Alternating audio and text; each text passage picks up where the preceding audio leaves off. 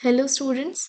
तो आज हम लोग स्टार्ट करने जा रहे हैं बायोलॉजी का एक बहुत ही प्यारा सा chapter genetics concept based chapter है। और इसे हम लोग वन शॉट में या फिर पार्ट वन पार्ट टू में निपटा देंगे और बहुत ही कम समय में वन शॉट रिवीजन चल रहा है। तो चलो स्टार्ट करते हैं।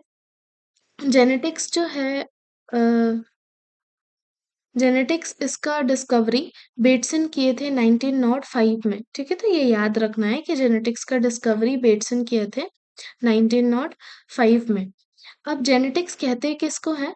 तो ब्रांच ऑफ बायोलॉजी जो डील करेगा हेरिडिटी और वेरिएशन के साथ, उसे जेनेटिक्स कहते हैं। तो genetics is a branch of biology जो हेरिडिटी और वेरिएशन के साथ डील करे। हेरिडिटी किसे कहते हैं? तो जो भी कैरेक्टर पेरेंट्स से ऑफस्प्रिंग में ट्रांसफर हुआ है वाया जीन, उसे बोलते हैं हेरिडिटी। और जो डिग्री ऑफ डिफरेंशिएशन है पेरेंट और ऑफस्प्रिंग के बीच में, उसे बोलते हैं वेरिएशन। मतलब तुम लोग हूबहू तो अपने मम्मी पापा के जैसे नहीं हो, कुछ तो डिग्री ऑफ डिफरेंशिएशन है, कुछ सेम है। जैसे कि मान लो किसी का नाक मिलता है, किसी का आंख मिलता है, तो वो हेरिडिटी हो गया कि वो कैरेक्टर तुम्हें जीन्स के थ्रू मिले हैं पेरेंट्स से ऑफस्प्रिंग में। और वेरिएशन कुछ अलग है, बहुत कुछ अलग है, तो वो डिग्री ऑफ डिफरेंशिएशन हो गया जो पेरेंट्स और ऑफस्प्रिंग के बीच में है। ठीक है, तो जेनेटिक्स उसी चीज को डील करेगा। अब फादर कौन थे जो जीन का डिस्कवरी किए थे? उसको बोलते हैं ग्रिगोर जॉन मेंडल। ठीक है, जोहानसन साहब। तो ये जीन का डिस्कवरी 1909 में ग्रिगोर जॉन मेंडल किए थे। जीन को पहले वो फैक्टर बोलते थे, ठीक है, बाद में वो जीन जीन करना लगा। तो जीन हो गया यूनिट ऑफ इनहेरिटेंस। जीन क्या है? यूनिट ऑफ इनहेरिटेंस है। जीन कंट्रोल करता है एक्सप्रेशन या फिर कैरेक्टर्स ऑफ द बॉडी को। ठीक है, जैसे कि मान लो जीन होता क्या है, अगर ऐसे समझो तो एक सेल होता है। ठीक है, ये हो गया मान लो एक सेल। सेल के अंदर न्यूक्लियस होता है। न्यूक्लियस के अंदर बहुत सारा क्रोमोसोम होता है, पढ़े हो ना कि क्रोमोसोम होता है। एक क्रोमोसोम मान लो कि अगर हम लोग बनाते हैं, एक क्रोमोसोम अगर हम लोग बनाते हैं, तो इस क्रोमोसोम को जब तुम लोग डीटैंगल करोगे या फिर अनटैंगल करोगे, ठीक है, इस क्रोमोसोम को जब तुम लोग अनटैंगल करोगे तो ये तुम्हें मिलेगा क्रोमैटिन। ठीक है, इसे क्या बोलते हैं? क्रोमोसोम। और इसे क्या बोलते हैं? क्रोमैटिड। फिर इसको अनटैंगल करो, इसके अंदर बहुत सारा थ्रेड लाइक स्ट्रक्चर है, तो ये थ्रेड मिलेगा। ठीक है, इसे क्या बोलेंगे? क्रोमैटिन। इसका डायामीटर देखो पतला होते जा रहा है ये। फिर क्रोमैटिन से तुम्हें ये थ्रेड लाइक स्ट्रक्चर मिलेगा और इसी को हम लोग बोलते हैं डीएनए। ठीक है, और डीएनए के ऊपर ये कुछ प्रोटीन्स रहता है जिसे हम लोग बोलेंगे हिस्टोन प्रोटीन। Histone protein. और ये डीएनए और हिस्टोन प्रोटीन जब कंबाइन हो जाता है तो ये बनाता है हमारा न्यूक्लियोसोम। और यही ये जो डीएनए है, इसका अगर मान लो तुम एक सेगमेंट उठा के ले लेते हो तो इसी को बोलते हैं जीन। ठीक है, ये हो गया जीन। तो जीन क्या है? एक सेगमेंट ऑफ डीएनए है जो कहाँ रहता है? तो क्रोमोसोम के अंदर रहता है। क्रोमोसोम कहाँ रहता है? तो सेल के अंदर रहता है, सेल के न्यूक्लियस के अंदर रहता है। ठीक है, इतना समझ आ गया। तो जीन क्या है? यूनिट ऑफ इनहेरिटेंस है। कंट्रोल क्या करेगा? एक्सप्रेशन या फिर characters of the body. Locus क्या है? तो यही जो मैंने अभी बताया कि ये जो जीन है, ये सेगमेंट ऑफ डीएनए है और क्रोमोसोम के अंदर ये जीन प्रेजेंट है। जिस लोकेशन पे प्रेजेंट है, मान लो कि ये जीन है, एक ये जीन है, तो ये जीन इस लोकेशन पे प्रेजेंट है। ठीक है, इस क्रोमोसोम के अंदर इस लोकेशन पे प्रेजेंट है। इस लोकेशन को बोल देंगे लोकस। समझ में आ गया? इस लोकेशन को बोल देंगे लोकस। तो location of gene on chromosome is known as locus. Location of gene on chromosome is known as locus. ठीक है, समझ आया? आगे पढ़ते हैं। एलील किसे कहते हैं? तो एलील होता है डिफरेंट फॉर्म्स ऑफ जीन। कि मान लो कि जीन है, ठीक है, टी जीन है, ये एक टी जीन है। एबीओ जीन है। ठीक है, हम लोग के बॉडी में एबीओ जीन है ना, जो कि ब्लड ग्रुप कंट्रोल करता है। किसी का ए ब्लड ग्रुप है, किसी का बी है, किसी का ओ पॉजिटिव है, किसी का ए बी है। तो ये जो एबीओ ब्लड ग्रुप है, टी जीन है, एबीओ जीन है, ये लोग कंट्रोल कर रहा है। तो अब टी जीन को हम 2 तरीका से लिख सकते हैं, ठीक है? एक कैपिटल टी लिख सकते हो, एक स्मॉल टी लिख सकते हो और इसी को बोलते हैं एलील। समझ में आया? तो ये जीन को 2 तरीका से तुम दर्शा सकते हो। इसी को दर्शाना को बोलेंगे एलील। ये इसको बोलेंगे डोमिनेंट एलील, समझ में आया? इसको बोलते हैं डोमिनेंट एलील और इसको बोलेंगे हम लोग रेसेसिव एलील। तो ये जो डोमिनेंट एलील है और ये रेसेसिव एलील है। अगर बोलेंगे कि एलील किसे कहते हैं, तो डिफरेंट फॉर्म्स ऑफ जीन को ही एलील कहते हैं। डिफरेंट फॉर्म्स ऑफ जीन को एलील कहते हैं। जैसे टी जीन को कैपिटल टी और स्मॉल टी में बांट सकते हैं। ये कैपिटल टी हमारा डोमिनेंट एलील है, स्मॉल टी रेसेसिव एलील है। ये जो डोमिनेंट एलील है, ठीक है, तो allele which expresses themselves is known as dominant allele. और रेसेसिव एलील किसे कहते हैं, तो allele which do not express themselves is known as recessive allele. समझ में आ गया कि एलील जो कि अपने आप को एक्सप्रेस करेगा उसी को बोलते हैं डोमिनेंट एलील और रेसेसिव एलील अपने आप को एक्सप्रेस नहीं कर पाएगा। ये और आगे चल करके तुम लोग को क्लियर होगा जब तुम लोग पढ़ोगे।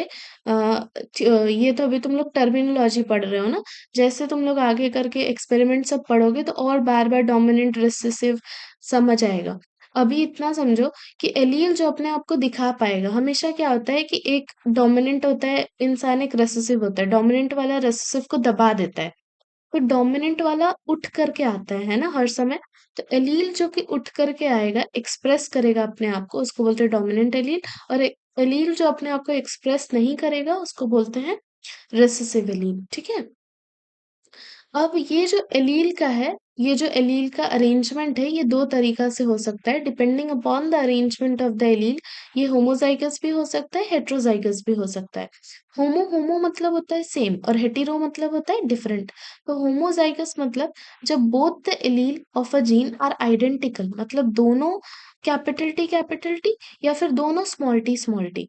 ऐसा नहीं है कि एक कैपिटल टी स्मॉल टी, ये हेटेरोज़ाइगस हो गया, ठीक है। तो कैपिटल टी होगा जब, तो ये हो गया होमोजाइगस एलील। और हेटेरोजाइगस एलील मतलब जब डिफरेंट एलील हो, एक कैपिटल टी हो एक स्मॉल टी, एक डोमिनेंट हो एक रेसेसिव हो, दोनों डोमिनेंट हो तो होमोजाइगस, दोनों रेसेसिव हो तो होमोजाइगस, एक डोमिनेंट एक रेसेसिव हो तो हेटेरोजाइगस। अब जीनोटाइप किसे कहते हैं, देखो, कोई भी जब, जैसे हम ही लोग का है, तो जब तुम लोग ब्लड ग्रुप निकल के आता है रिपोर्ट में, तब देखते हो तो समझ आता है कि अच्छा मेरा बी पॉजिटिव है, ए बी पॉजिटिव है, ए बी नेगेटिव है। पर क्या तुम्हें दिखता है कि क्या जेनेटिक कोड है ब्लड का अंदर में? नहीं दिख रहा है ना।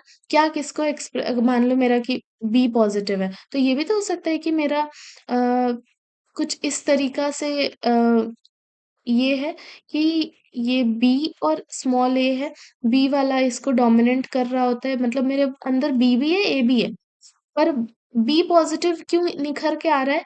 क्योंकि ये बी डोमिनेंट होगा और ए रिसेसिव होगा, या फिर मान लो बी बी होगा। तो क्या हम लोग देख पा रहे हैं? नहीं देख पा रहे हैं। क्या देख पा रहे हैं? देख पा रहे हैं रिपोर्ट के अंदर कि बी पॉजिटिव है। तो हो गया फिनोटिपिक, मॉर्फोलॉजिकल एक्सप्रेशन जो तुम्हें दिख रहा है, पर उसके अंदर का कोडिंग तो दिख नहीं रहा है, तो उसे बोलते हैं जीनोटाइप। समझ में आया?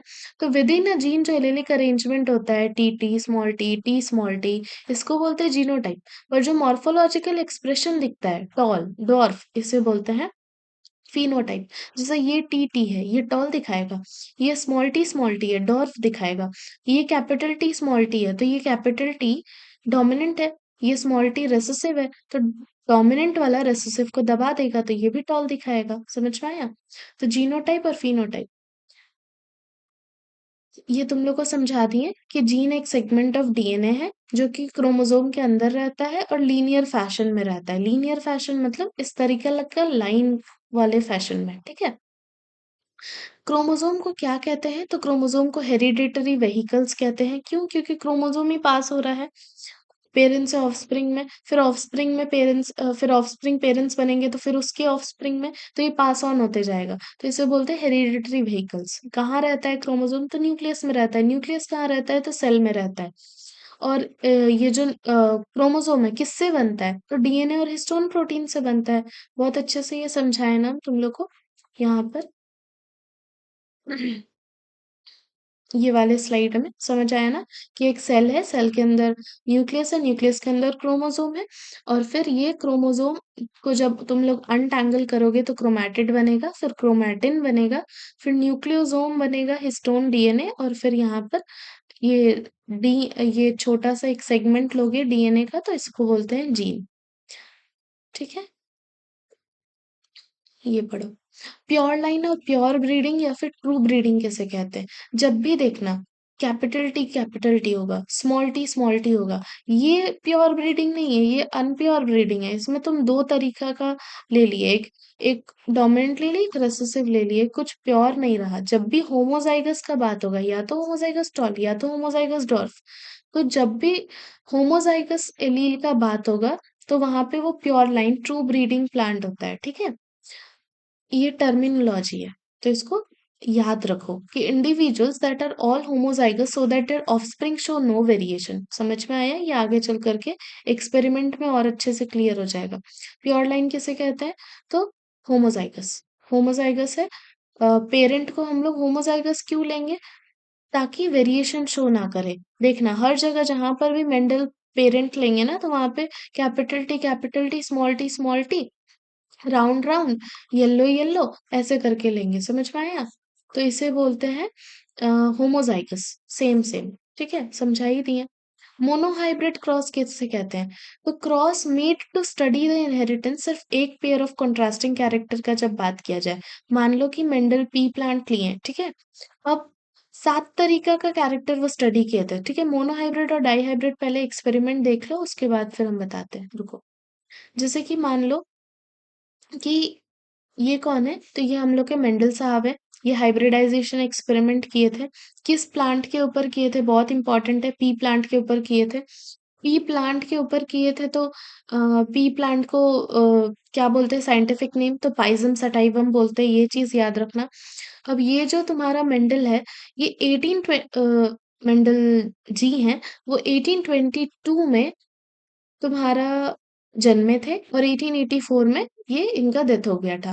ठीक है, जो मेंडल है वो ऑस्ट्रियन मॉन्क है। Mendel gave the term factor, Mendel factor term दिए थे, जो कि अभी हम लोग जीन कहते हैं, उसको वो फैक्टर कहते थे पहले।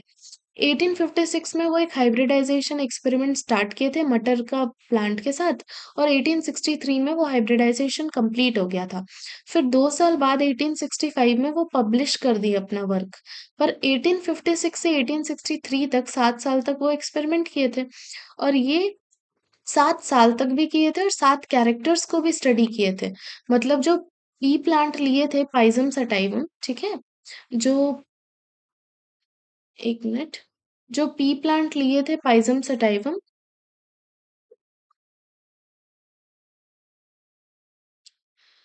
इसका 7 इयर्स तक स्टडी तो किए ही थे। 7 कैरेक्टर्स भी स्टडी किए थे, जैसे कि plant height, flower colour, flower position, sheet shape, sheet colour, pot shape, pot colour. ये याद रखना है कि मेंडल कौन कौन सा कैरेक्टर्स पी प्लांट का स्टडी किए थे। प्लांट हाइट, उसका हाइट के ऊपर, उसके कलर के ऊपर, फ्लावर का पोजीशन के ऊपर, सीड का शेप के ऊपर, सीड का कलर के ऊपर, पॉट का शेप के ऊपर और पॉट का कलर के ऊपर। अब ये हो जाता है ये जब मेंडल अपने एक्सपेरिमेंट में किसी एक कैरेक्टर को क्रॉस करा के देखेंगे या एक कैरेक्टर के ऊपर स्टडी करेंगे वन टाइम पे, तो उसे बोलते हैं मोनो हाइब्रिड क्रॉस। और जब भी दो कैरेक्टर को लेके स्टडी करेंगे, मान लो कि फ्लावर कलर और फ्लावर पोजीशन ले लिए, तो इसको बोलते हैं dihybrid cross. Monohybrid cross मतलब क्रॉस मोनोहाइब्रिड क्रॉस मतलब जब हम लोग एक चीज का, जब इनहेरिटेंस हम लोग स्टडी करें किसी एक पेयर ऑफ कॉन्ट्रास्टिंग कैरेक्टर लेके या फिर एक कैरेक्टर लेके। देखो, one pair of contrasting character किसे कहते हैं और वन कैरेक्टर किसे कहते हैं? तो जैसे टॉल पी प्लांट लिए, ठीक है, तो मेल को लिए कैपिटल टी और फीमेल को लिए स्मॉल टी।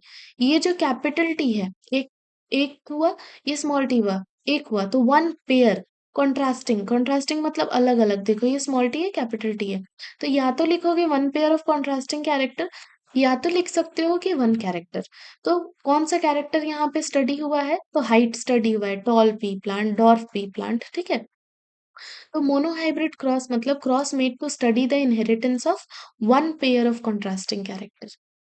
ठीक है, और डाई हाइब्रिड क्रॉस मतलब inheritance of two pair of contrasting character. Dihybrid cross मतलब इनहेरिटेंस ऑफ दो पेयर ऑफ कॉन्ट्रास्टिंग कैरेक्टर यहाँ पे हम लोग स्टडी करेंगे।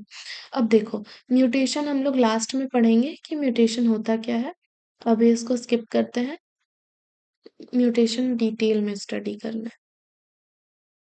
ये हो गया। देखो टेक्निक ऑफ हाइब्रिडाइजेशन। अब ये जो हम लोग का पी प्लांट था, ठीक है, ये जो हम लोग का पी प्लांट था इसका साइंटिफिक नेम पाइजम सटाइवम हो गया। और ये जो फ्लावर था पी प्लांट का, खासियत पी प्लांट ही क्यों लिए और दूसरा प्लांट क्यों क्यों नहीं लिए। तो ये आ सकता है क्वेश्चन कि why Mendel chooses P plant. तो पी प्लांट इसलिए लिए क्योंकि पहली बात वो बाइसेक्सुअल है। तो बाइसेक्सुअल है तो सेल्फ पॉलिनेशन खुद करेगा क्योंकि मेल और फीमेल दोनों प्रेजेंट है। और अगर तुमको सेल्फ पॉलिनेशन का ज़रूरत नहीं है, क्रॉस पॉलिनेशन करवाना है तो वो भी ईज़ी है। सेल्फ पॉलिनेशन में क्या है कि मेल और फीमेल दोनों प्रेज़ेंट है तो सेल्फ पॉलिनेशन खुद बहुत आसानी से वो कर रहा होता है। पर अगर हम लोग को क्रॉस पॉलिनेशन कराना है, तो उसका जो मेल पार्ट है उसको हटा दो और दूसरे का मेल पार्ट ला कर के उसमें डाल दो। तो ये हो जाएगा कि ये क्रॉस पॉलिनेशन भी बहुत ईज़ी तरीक़ा से तुम लोग कर सकते हो। प्लस शॉर्टर लाइफ स्पैन है तो बहुत दिन तक ऐसा नहीं है कि बहुत दिन तक ज़रूरत पड़ेगा कि बार-बार जैसे होता है ना कि एक अभी लगाएँ और 1 साल बाद उसका मिला हम लोग को फसल, तो वो बहुत दिन हो जाएगा एक्सपेरिमेंट कंक्लूड करने में। तो इसलिए शॉर्टर लाइफ स्पैन है तो बहुत अच्छा है। प्लस फिज़िकल कैरेक्टर्स बहुत ईज़ी हो जाता है स्टडी करने के लिए। Physical characters were easy to recognised and study, ठीक है। तो 4 कैरेक्टर है। बाइसेक्सुअल, बाइसेक्सुअल है तो सेल्फ पॉलिनेशन तो आसानी से हो जाएगा। क्रॉस पॉलिनेशन कराना है तो भी कोई दिक्कत नहीं है, इमैस्कुलेशन करा देंगे। शॉर्टर लाइफ स्पैन है और फिजिकल कैरेक्टर्स बहुत इजी से स्टडी हो जाता है। अब ये तुम्हारा इमैस्कुलेशन क्या होता है।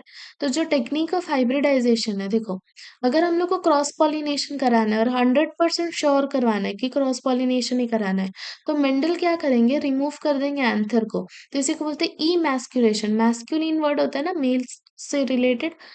इमैस्कुलेशन मतलब male removal of anther from the bisexual flower is known as emasculation, ठीक है। एंथर को जब हम लोग रिमूव कर देंगे बाइसेक्सुअल फ्लावर से, तो इसी को बोलते हैं इमैस्कुलेशन। अब कैसे रिमूव करेंगे, तो ये मान लो कि तुम्हारा बड स्टेज में करेंगे। ये मान लो कि तुम्हारा बड है, ठीक है? तो अब इसको ओपन करो पहले। तो ये हो गया हमारा ओपन, ठीक है? ये जैसे ही ओपन हुआ तो यहाँ पर एंथर होगा और यहाँ पर तुम्हारा स्टिग्मा होगा। तो एंथर को पहले चेंबर ओपन हुआ, अब एंथर को रिमूव कर दो। एंथर रिमूव किए, दूसरे फ्लावर से दूसरे फ्लावर से दूसरे फ्लावर के एंथर से पॉलन लेके आकर के यहाँ पर ड्रॉप कर दिए तुम, ठीक है। अब फ्लावर को इनक्लोज्ड कर दो बैग में, फ्लावर को इनक्लोज्ड कर दो बैग में, पॉलीथीन बैग से, ताकि वो अब वापस से कोई दूसरा मधुमक्खी या कुछ भी आकर के इसके ऊपर डस्ट ना हो जाए, कोई दूसरा प्लांट का पॉलन ग्रेन्स आके डस्ट ना हो जाए, ठीक है।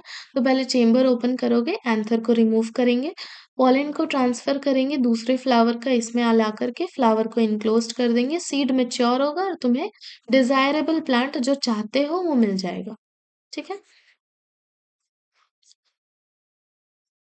अब देखो जो कैरेक्टर स्टडी करेगा मेंडल, ठीक है, जो the characters he choosed is represented by two traits, pure line, homozygous dominant और रिसेसिव। होमोजाइगस डोमिनेंट हो गया कैपिटल टी और रिसेसिव हो गया स्मॉल टी। मेंडल प्रिपेयर किए थे मोनोहाइब्रिड क्रॉस भी और डाइहाइब्रिड क्रॉस भी, मतलब एक कैरेक्टर को भी स्टडी किए थे क्रॉस करा के और दो कैरेक्टर को भी स्टडी किए थे, 7 कैरेक्टर जो था ना उसमें से। तो मोनोहाइब्रिड क्रॉस को हम लोग अब डिटेल में स्टडी करेंगे। मान लो मेल लेते हैं, मेंडल पहले तो प्योर ब्रीडिंग प्लांट लेंगे, बार बार बता रहे हैं कि जो भी पेरेंट लेंगे वो प्योर ब्रीडिंग लेंगे, मतलब हमेशा होमोजाइगस लेंगे, हेटेरोजाइगस नहीं लेंगे। कैपिटल टी लेंगे, स्मॉल टी लेंगे, कैपिटल टी स्मॉल टी नहीं लोगे। तो मेल हो गया ये और ये हो गया फीमेल, ठीक है। Mendel selected two set of pure breeding pea plant, male को लिए कैपिटल टी, ये हो गया टॉल, ठीक है, ये टॉल है। और ये क्या है, स्मॉल डॉर्फ, ठीक है? टॉल पी प्लांट 183 सेंटीमीटर का था और डॉर्फ पी प्लांट 30 सेंटीमीटर लगभग का था। इसको बोलते हैं होमोजाइगस टॉल, इसको बोलते हैं होमोजाइगस डॉर्फ, ठीक है?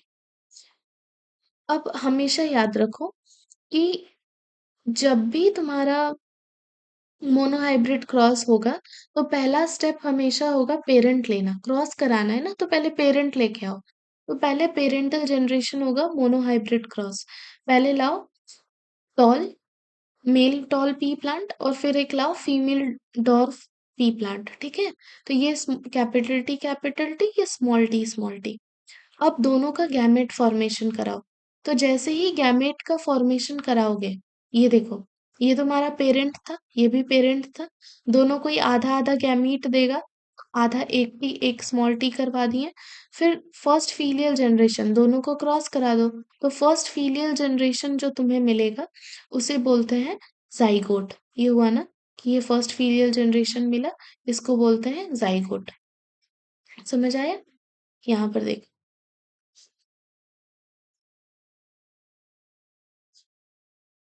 मेल से कैपिटल लिए, फीमेल से स्मॉल टी लिए, इससे गेमीट बनाए, गेमीट से फिर सेल्फिंग करा दिए, मतलब कि इसको क्रॉस करा दिए, ये मिल गया फर्स्ट फीलियल जनरेशन। अब इसको क्या करोगे, इस जाइगोट को सेल्फ कराओ, मतलब इसको वापस से इससे क्रॉस कराओ, ठीक है? तो अब जो यहाँ पे मिलेगा वो मिलेगा F2 जनरेशन, ठीक है? कैसे? तो टी टी और यहाँ मान लो टी टी, तो ये कैपिटल टी, ये स्मॉल टी कैपिटल टी, ये स्मॉल टी कैपिटल टी और ये स्मॉल टी। ऐसे पनेट स्क्वायर बना के देख लेना है, ठीक है? यहाँ देखो, तो ये हमारा स्टेप 4। स्टेप 1 पहले क्या किए, पेरेंट लिए। स्टेप 2 क्या किए, गेमीट बनाए। स्टेप 3 क्या किए, क्रॉस करा दिए, गेमीट को जाइगोट मिल गया। स्टेप 4 में क्या करोगे, F1 जनरेशन का जो ऑफस्प्रिंग है उसको सेल्फ करा दोगे F2 जनरेशन बनाने के लिए। तो जो जाइगोट मिला था उसी की तरह सेम जाइगोट मेल और फीमेल लेकर के करा दोगे क्रॉस। अब जो यहाँ पर जो तुमको रिजल्ट मिलेगा, ये पनेट स्क्वायर से करके देख लेना। ये टी यहाँ लिखना, ये स्मॉल टी यहाँ लिखना, इस कैपिटल टी को अलग सेग्रीगेट करो, इस स्मॉल टी को अलग सेग्रीगेट करो। फिर यहाँ पर गैमीट बनाओ इसको क्रॉस करा के, ठीक है? उसके बाद देखो तुम्हें क्या मिला, ये 75% टॉल मिला और 25% डॉर्फ मिला। ये जो 75% टॉल कैसे मिला, ये तो टॉल होगा नो डाउट। ये कैसे टॉल हुआ, ये डोमिनेंट है रेसेसिव, डोमिनेंट वाला रेसेसिव को दबा देगा, खुद आएगा उभर के। तो ये 25 75% टॉल और टी टी 25% डॉर्फ।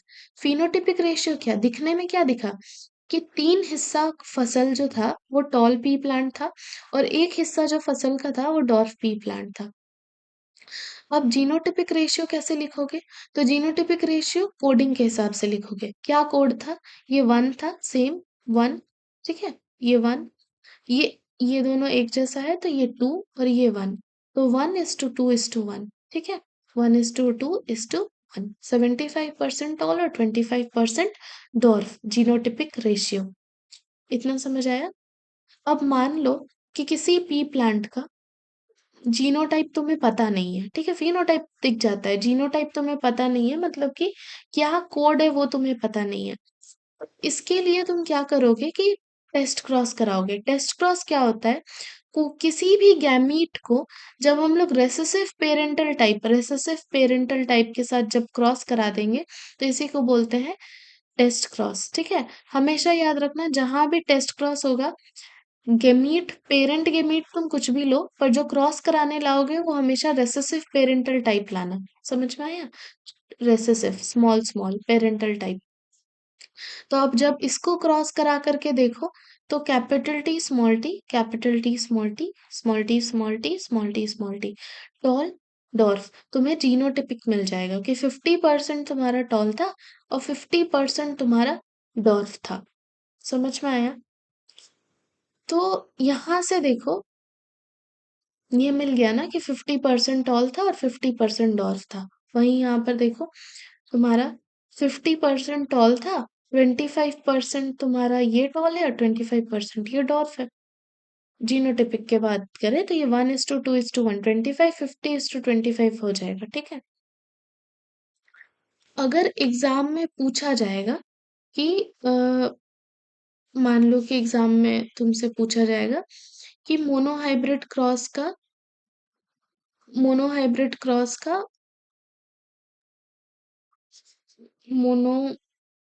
क्रॉस का फिनोटिपिक रेशियो क्या है? तो 3:1 है। जीनोटिपिक रेशियो क्या है? तो 1:2:1 है। ठीक है, यहाँ 75+25 का रेशियो आ रहा है, और यहाँ पर 25:50:25 का रेशियो आएगा। उसमें भी ये 75% टॉल होगा और ये 25% डॉर्फ होगा। ठीक है, देखो, अब ये जो तुम एक्सपेरिमेंट पढ़े कि पहले गेमीट लाए, फिर उसके बाद उसको सॉरी, पहले पेरेंट लाए, पेरेंट से गेमीट बनाए, गेमीट को क्रॉस कराए, जो मिला फिर उसको सेल्फिंग कराए, सेल्फिंग कराने के बाद फिनोटिपिक और जीनोटिपिक रेशियो मिला। अब इसमें तुमको दो चीज दिखा होगा। एक ये दिखा होगा कि हर जगह डोमिनेंट वाला, हर जगह ये टॉल मिला। तो कैसे? ये डोमिनेंट वाला इसको रिसेसिव को दबा दिया, तभी फर्स्ट फीलियल जनरेशन सारा पौधा हम लोग को टॉल मिला था। तो यहाँ पे क्या डिराइव होता है? यहाँ से डिराइव होता है law of dominance. Law of dominance मतलब if a gene is present in heterozygous state, जब भी एक जीन प्रेजेंट होगा हेटेरोजाइगस स्टेट में, ठीक है, जब भी एक जीन प्रेजेंट होगा हेटेरोजाइगस स्टेट में, होमोजाइगस स्टेट में तो लॉ ऑफ डोमिनेंस दिखेगा नहीं ना, क्योंकि दोनों तो एक ही जैसा है। हेटेरोजाइगस में ही दिखेगा ना कौन किसको दबा रहा है। तो if a gene is present in heterozygous state, then one allele which is dominant over the other, such that dominant allele suppresses recessive allele and produces phenotypic the dominant phenotype। समझ में आया? यहाँ टॉल मिलेगा। क्यों? कि ये जो dominant allele recessive allele को दबा दे रहा है। तो ये लॉ ऑफ डोमिनेंस क्या करेगा, क्या कहेगा कि जब भी जीन हेटेरोजाइगस स्टेट में प्रेजेंट है तो वन एलील दूसरे एलील को सप्रेस कर देगा। कौन सा? डोमिनेंट एलील रेसेसिव एलील को सप्रेस कर देगा, और ये डोमिनेंट फिनोटाइप तुम्हें दिखेगा, जो कि है टॉल। अब लॉ ऑफ सेग्रीगेशन किसे कहते हैं? तो जब भी यहाँ पे तुम पनेट स्क्वायर जब भी बना रहे हो, तो तुम सेग्रीगेट कर रहे हो। यहाँ से एक कैपिटल टी इसमें लिख रहे हो, एक स्मॉल टी यहाँ लिख रहे हो, फिर एक कैपिटल टी यहाँ लिख रहे हो, स्मॉल टी यहाँ लिख रहे हो। तो जब तुम इसको सेपरेट कर रहे हो, इसको इधर, जब तुम सेपरेट कर रहे हो, तो क्या एक दूसरे को ये इफेक्ट कर रहा है? नहीं कर रहा है ना। तो लॉ ऑफ सेग्रीगेशन मतलब दोनों इंडिविजुअल आपस में सेपरेट हो जाए, और दोनों एक दूसरे को हार्म ना करे, डिपेंड ना हो एक दूसरे के ऊपर, आसानी से सेपरेट हो जाए। तो gene is present represented by two alleles in a diploid cell. During meiosis both the allele separate from each other without blending. अब कैसे सेपरेट होगा? तो मियोसिस से सेपरेट होगा। माइटोसिस मियोसिस पता है ना? माइटोसिस क्या होता है? माइटोसिस होता है और मियोसिस दोनों ही सेल डिवीजन का पार्ट है ना? कि दोनों ही क्या है? तो सेल डिवीजन का पार्ट है। अब ये जो सेल डिवाइड करेगा, अगर बॉडी सेल डिवाइड करता है तो माइटोसिस से करेगा, और अगर मान लो रिप्रोडक्टिव सेल डिवाइड करेगा तो ये तुम्हारा मियोसिस से करेगा। ये जो तुम्हारा मान लो कि तुम्हारा उंगली कट गया, वहां पे वापस से तुमको नया एक सेल चाहिए, तो क्या आधा सेल देंगे तो काम चलेगा क्या? नहीं, पूरा सेल चाहिए ना, पूरा सेल गया तो पूरा सेल चाहिए। तो जब यहाँ पर क्या होता है कि एक डॉटर सेल जब डिवाइड करता है दो में, ठीक है, तो ये 2n नंबर ऑफ क्रोमोसोम मतलब 46 क्रोमोसोम का, यहाँ 46 क्रोमोसोम ही मेंटेन रहता है, मतलब 2n ही देगा ये पेरेंट सेल था, डिवाइड किया, डॉटर सेल बनाया, ये क्रोमोसोम इक्वल देगा, तो इसलिए इसको बोलते हैं इक्वेशनल डिवीजन। ठीक है, पर यहाँ पर जो ये मियोसिस है ये रिप्रोडक्टिव सेल में होगा। मान लो कि मेल है स्पर्म, और ये जो फीमेल है ये क्या करेगा? तुम्हारा फीमेल क्या करेगी? ओवम प्रोड्यूस करेगी। दोनों एक जाइगोट बनाएगा, है ना? एक जाइगोट बना रहा है ना? तो ये जाइगोट बनाएगा, तो ये मेल के पास कितना क्रोमोसोम था? 46 मतलब 2n।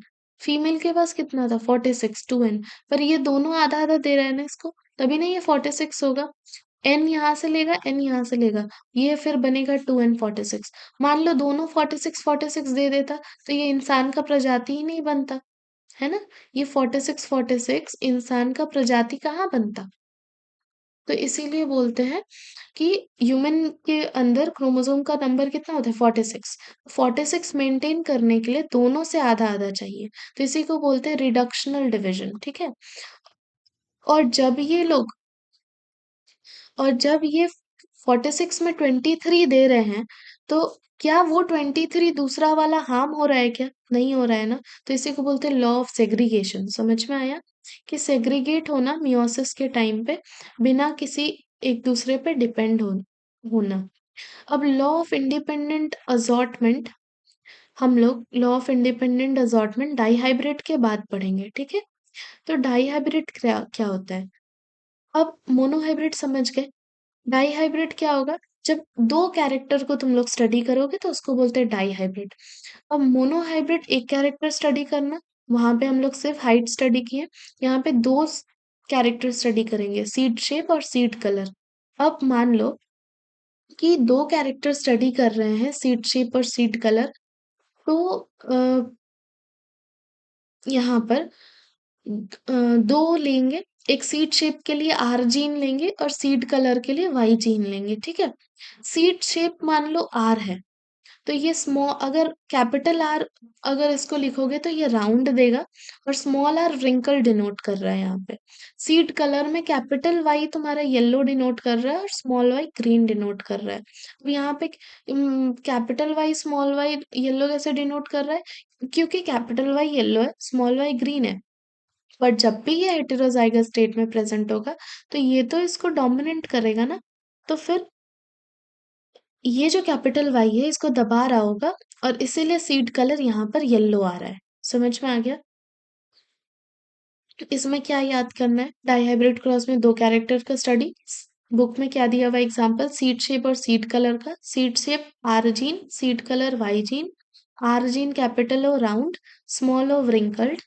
सीड कलर में अगर कैपिटल वाई हो तो येलो कलर, और स्मॉल वाई हो तो ग्रीन कलर। अब इसको क्रॉस कराओ, ठीक है? क्या क्रॉस कराएंगे?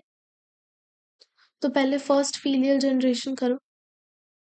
पहले मेल लेंगे, राउंड येलो डोमिनेंट लेंगे मेल को, ठीक है?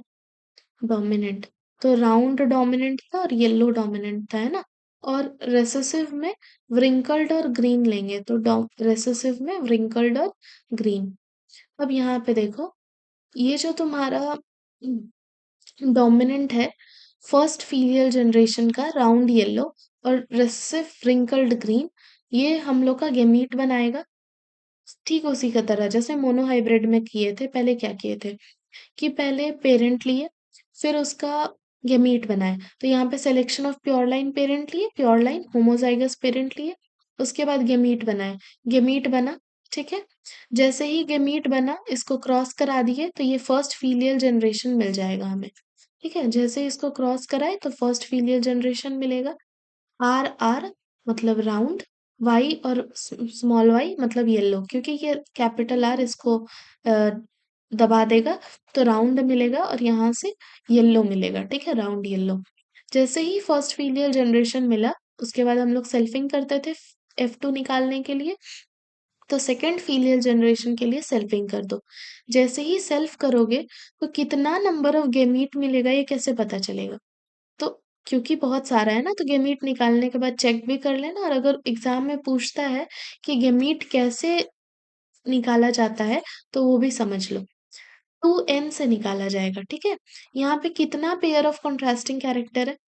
देखो, एक राउंड, एक येलो, एक व्रिंकल्ड और एक ग्रीन, ठीक है? तो 4 पेयर, तो ये हो जाएगा 16। 2 4 जा, ये आता है ना मैथ्स, 2 इंटू 2 इंटू 2 इंटू 2, 2 4 जा 16, ठीक है? सॉरी, 2 को 4 टाइम्स मल्टीप्लाई करोगे तो 16। तो F2 generation selfing of F1 generation को जब हम लोग इस तरीका से करते हैं, n यहाँ पर number of contrasting character denote करेगा, तो इसे हम लोग गेमीट निकाल देंगे, ठीक है? ये एग्जाम में भी आ सकता है गेमीट निकालने का फॉर्मूला, तो 2n करके निकाल लेना। अब यहाँ पर जैसे ही तुम लोग को ये मिला ना, जाइगोट मिला ना, आर आर वाई वाई, अब इसको आर आर वाई वाई को सेल्फिंग करा दो। तो पहले एक मिनट,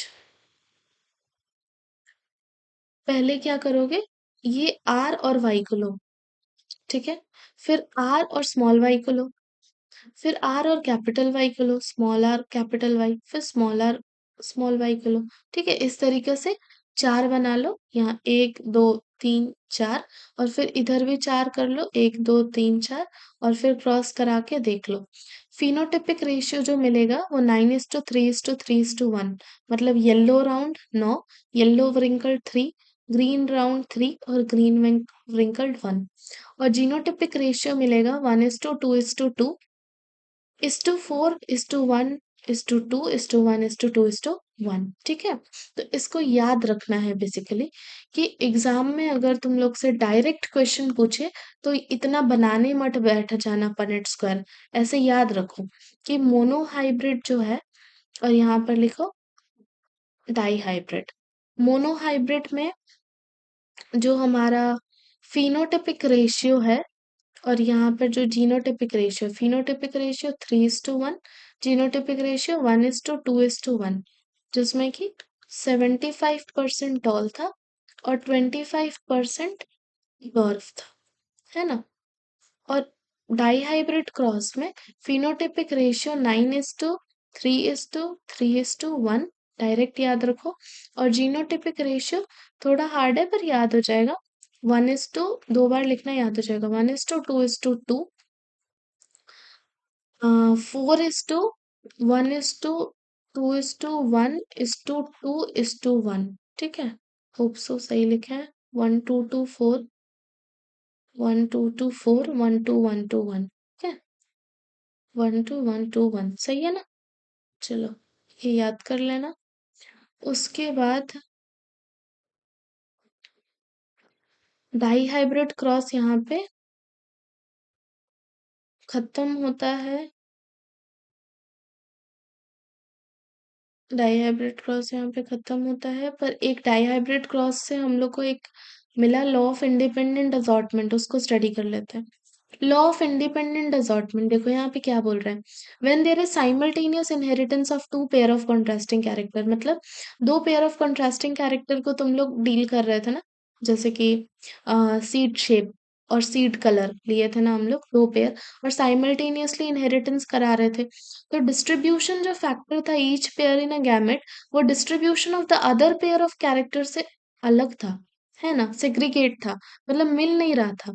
क्या, देखो, अगर ऐसा थोड़ी है कि जो राउंड है सीड वो हमेशा येलो होगा, ऐसा है क्या कि जो राउंड सीड है वो हमेशा येलो होगा, या फिर जो ग्रीन सीड है वो हमेशा व्रिंकल्ड ही होगा, ऐसा है नहीं।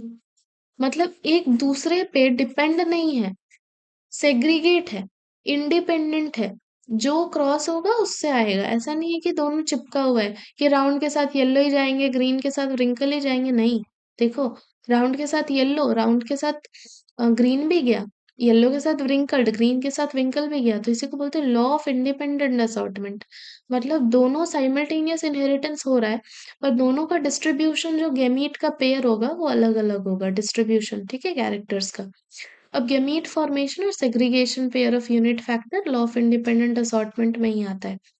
जब हम लोग गैमीट फॉर्मेशन किए, मतलब टी टी से हम लोग जब टी बनाए, या फिर मान लो कि आर आर वाई वाई से जब हम लोग आर वाई बनाए, ठीक है, तो इसमें क्या हुआ, गैमीट फॉर्मेशन में भी लॉ ऑफ इंडिपेंडेंट असॉर्टमेंट आया, कि ये जो इंडिपेंडेंट है ये ना इस पे डिपेंड करेगा ना इस पे करेगा।